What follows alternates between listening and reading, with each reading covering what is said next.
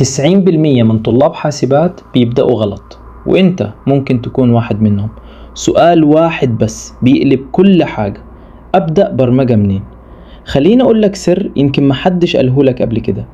انت مش محتاج تبدأ بلغة برمجة أصلا. أيوة، زي ما سمعت، المشكلة مش في اللغة، المشكلة في طريقة تفكيرك. البرمجة مش بس كتابة كود وخلاص، البرمجة هي حل المشكلات. يعني لما يجيلك سؤال تحاول تقول: أنا هحل ده خطوة خطوة إزاي. وده اللي بنسميه التفكير البرمجي. طيب نبدأ إزاي بشكل عملي؟ أول حاجة اتعلم الأساسيات بطريقة حية. مثال: عندك لعبة، عايز اللاعب يكسب لو جاب رقم أكبر من 10. هنا بيجي الشرط: عايز تعيد حاجة 5 مرات، ده اللوب. المتغيرات دي الحاجات اللي بتخزن البيانات اللي هتتعامل معاها. ما تستعجلش، دي هي اللي هتشيلك بعد كده.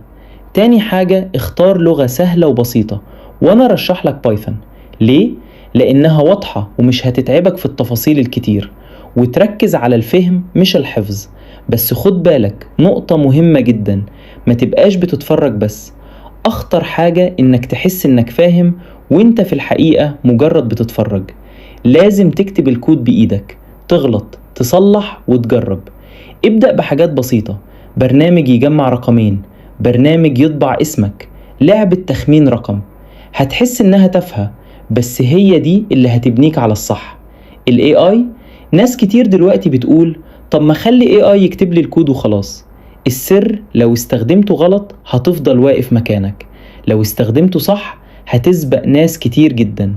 اللي يفرق هو السؤال اللي بتسأله. ما تقولش اكتب لي كود، قول اشرح لي الكود، ازاي اشتغل وازاي اعدله. كده انت بتتعلم مش بتعتمد عليه. اهم خطوة: اعمل مشروع حتى لو بسيط جدا، آلة حاسبة، برنامج مصاريف، اي حاجة. المشروع ده هيفهمك اكتر من 100 فيديو.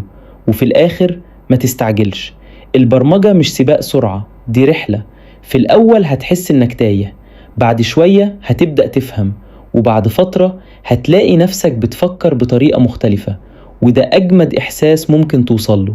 فلو أنت داخل حاسبات وعايز تبدأ صح، ابدأ تفكير قبل ما تبدأ كود. ولو وصلت لحد هنا اكتب لي في الكومنت بدأت، ونشوف بعض في الفيديو الجاي.